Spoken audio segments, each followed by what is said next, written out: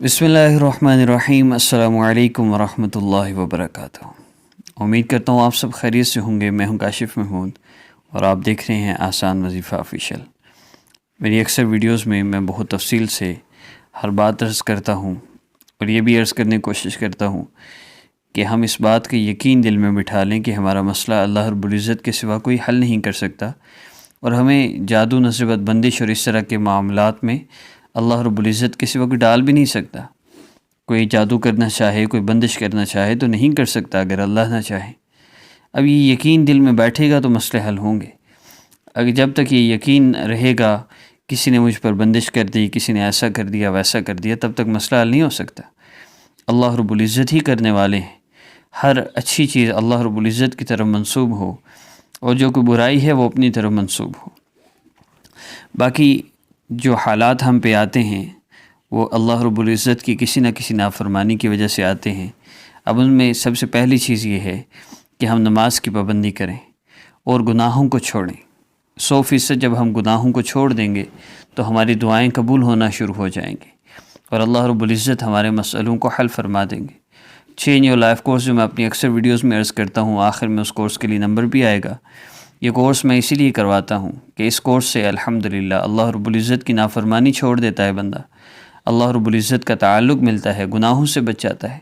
جیسی اللہ چاہتے ہیں بندہ محبت کرے اور میری بندگی کرے، ویسی بندگی اللہ رب العزت اس کی توفیق دیتے ہیں اس کورس کو کرنے سے۔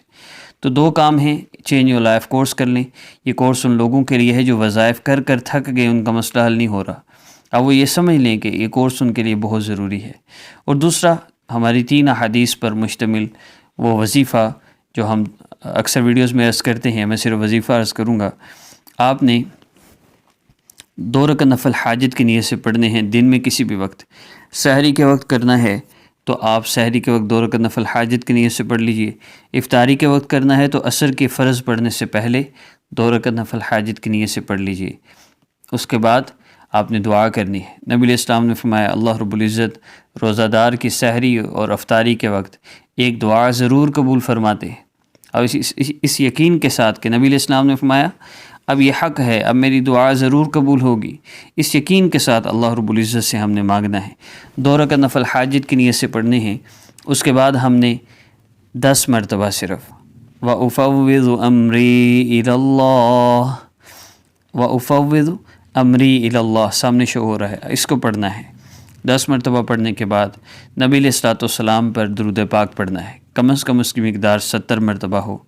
اور پھر اس کے بعد جب درود کم از کم 70 مرتبہ پڑھ لیا، اب اس کے بعد آپ نے اللہ رب العزت سے دعا کرنی ہے۔ نبی علیہ السلام نے فرمایا اللہ رب العزت کی عظمت اور بڑائی بیان کرو، اس کے بعد جتنا ہو سکے مجھ پر درود پاک پڑھو، پھر جو چاہو اللہ سے مانگ لو۔ ہم نے اس حدیث مبارکہ پہ عمل کر لیا، اللہ رب العزت کی عظمت اور بڑائی بیان کی۔ اس کے بعد اب ہم نے کوشش کیا کریں کہ جب بھی کوئی وظیفہ کریں تو پہلے سورہ فاتحہ پڑھ لیا کریں، الحمد شریف مکمل پڑھ کے اس کے بعد وَأُفَوِّضُ أَمْرِي إِلَى اللَّهِ 10 مرتبہ پڑھیے، اور اس کے بعد نبی علیہ السلام پہ درود پاک پڑھیے، پھر جو چاہے اللہ سے مانگ لیجیے۔ اب یہ راستہ ہے، یہ اعمال ہیں۔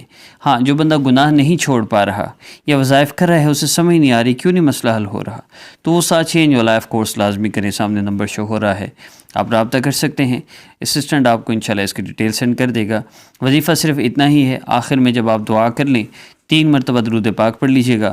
عمل کی اجازت کے لیے چینل کو سبسکرائب فرما لیجیے۔ نیکسٹ ویڈیو میں ملاقات ہوگی۔ السلام علیکم ورحمۃ اللہ وبرکاتہ۔